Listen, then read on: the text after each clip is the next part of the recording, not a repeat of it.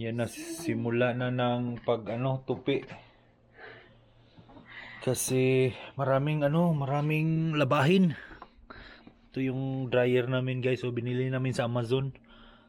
Kasi nasa apartment kami, hindi namin gusto na gumamit dun sa baba. Kasi iba-iba kasi yung gumagamit dun, tas may bata.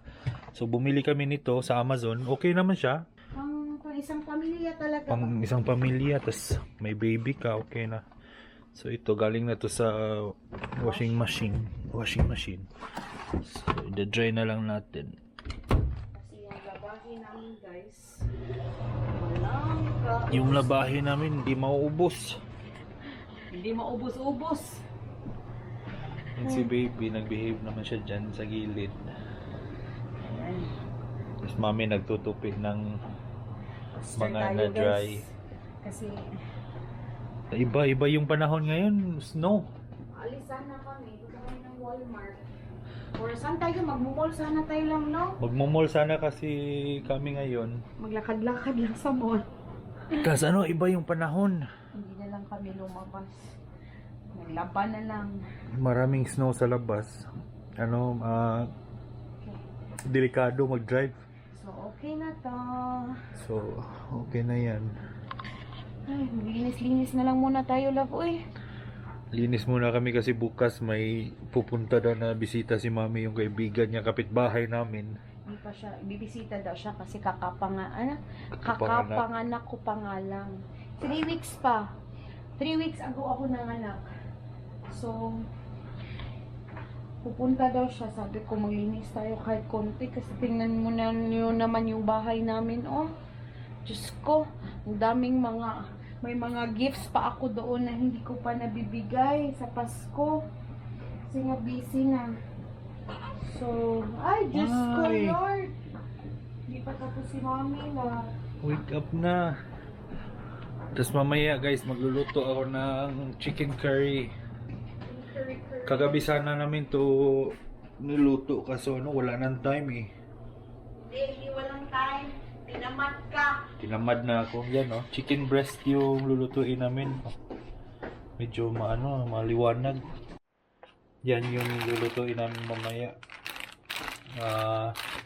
Chicken breast. Lalagyan daw namin ng curry. Kasi nakakaano na yung yung adobo eh. Tingnan nyo sa labas, grabe yung snow. Ewan ko kung makikita nyo yung snow, pero para talagang para siyang ulan ba na mahangin. Yung mga sasakyan natabunan na Pati yung kalsada yan, kalsada yan, yung may sasakyan. Natabunan na. So ito yung sinasabi ko na washing machine guys. Bumili din kami ng washing machine sa online. Kasi nga ayaw nga naming maghalo doon sa baba. Kasi kung sino-sinong gumagamit doon. So bumili kami sa online yan portable washing machine. May allergy pa naman yung eldest namin si Kian. So kino-connect lang namin sa faucet. Yan Kino-connect lang namin dyan. Tapos yung drain lang doon sa bathtub. Kasi mahalo doon sa baba ba. Ayaw namin mahalo doon yung mga gamit namin. Hindi mo kasi alam kung baka doon sila naglalabas sila ng mga basahan doon eh. Kaya kahit maliit, basta dito lang malinis.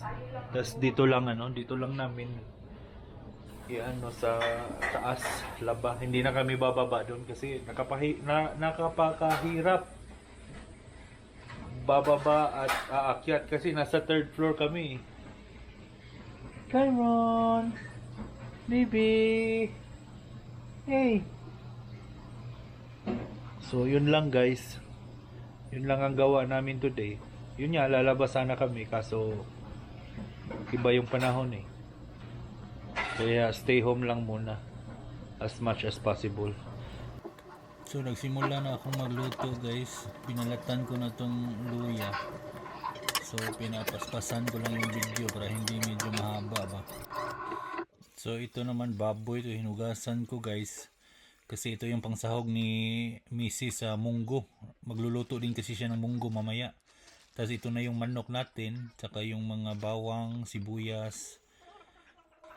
At ito palang manok natin guys, na bili natin to sa superstore, sa grocery store. May ano siya, may konting buto siya. Pero yung breast pa rin tong lulutuin natin mamaya.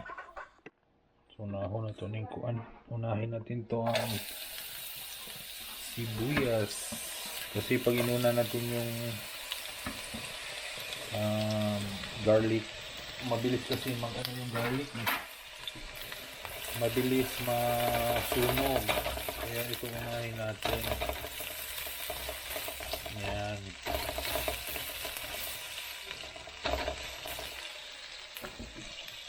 Tapos yung munggo. Tapos gagawin natin yung garlic. Garlic tsaka yung luya.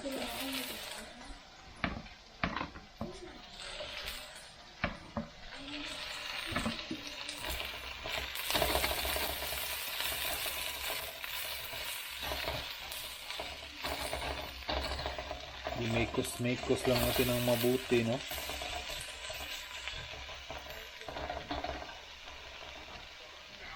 Tapos nabatay kuan mami kanang gata. Nabatay gata. Yung manok.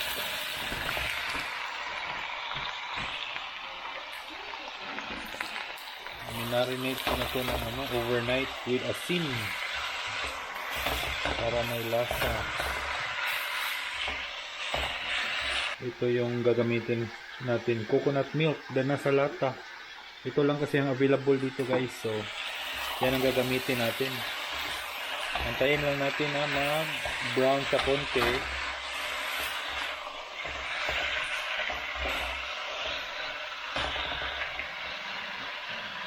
Bago natin lagyan ng curry powder at saka paprika. May paprika pa ba dito? Ito paprika.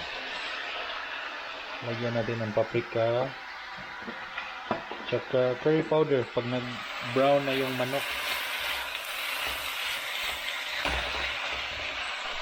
Ayan, pag medyo nag-brown na konti yung lagyan na natin ng curry powder. Ayan. Depende ra kung gaano katapang yung gusto niyo na curry. Yung iba kasi ayaw nila lang medyo matapang.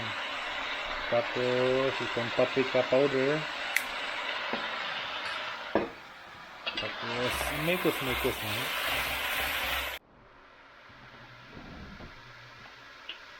Ito na natin itong gata.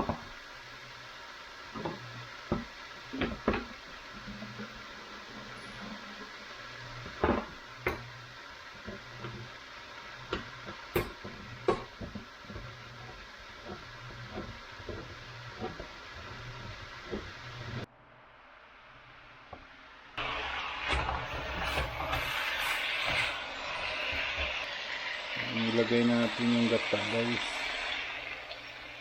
Yan, half lang muna para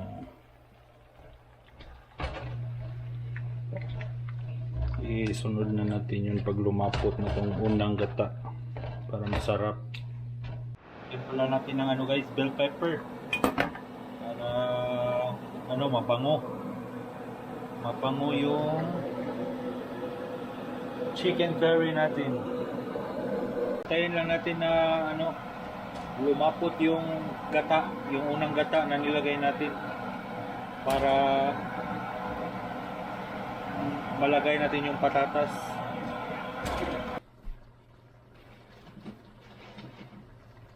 Ayan. Binalatan muna natin kasi hindi pwedeng idiretso to. Kunti lang. Kasi mga bata gusto nila ng ng patatas.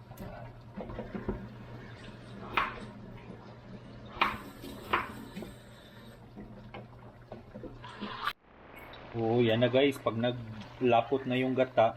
Nasugatan pa ako sa lata, oh. Ang tulis pala nitong ano, itong takip ng lata. So pag naglapot na, ilagay na natin itong sobrang gata. Sayang din kasi yung gata, masisira eh. Medyo marami siya, pero ubusin na natin para maubos. Sayang din kasi yung gata pag itatapon natin. Di mo naman pwede i-store yan sa fridge kasi masisira din. So yan, antayin lang natin na kumulo konti, tapos lagyan na natin ng bell pepper. Yun lang. So guys, nakauwi na yung mga bata galing school. So mag-prepare ako ng pancake para sa snacks nila. Kasi gustong gusto nila itong pancake na to eh, pang snacks. So gagawa lang ako ng 2 cups. So 1,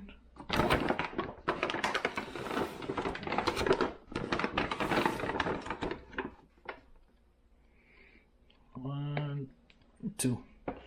So mag-add lang tayo ng water.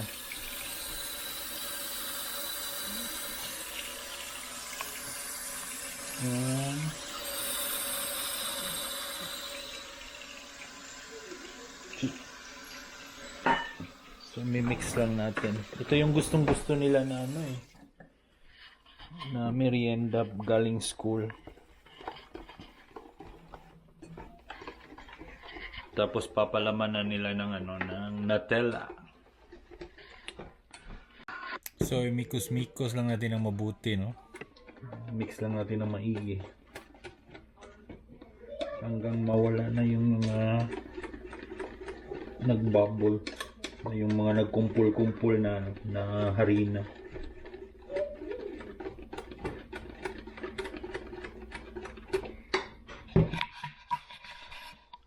Yan o. Hanggang ganyan na siya. So ito pala yung ginagamit ko na ano, na pancake mix. Ready to use na siya. Lagyan mo lang ng tubig. Nabili namin to sa Costco, nag-sale kasi. Tapos sabi ni Mrs. gusto niyang i-try. So trinay namin. Gustong-gusto ng mga bata. Masarap kasi. Malasa siya ba? Hindi mo na kailangan mag-add ng itlog. So tubig na lang talaga, diretso na. Ang pancake guys. Yan ang gustong-gusto nila, maglagay ng Nutella sa pancake. Tsaka si Kayla.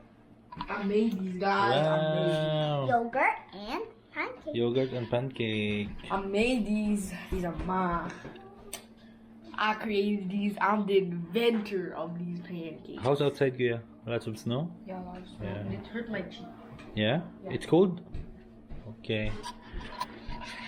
So, yun lang guys. Ang ganap for today. So, tatapusin ko na tong vlog na to. Yun lang naman ang isi-share ko sa inyo na ginawa namin today. Thank you for watching.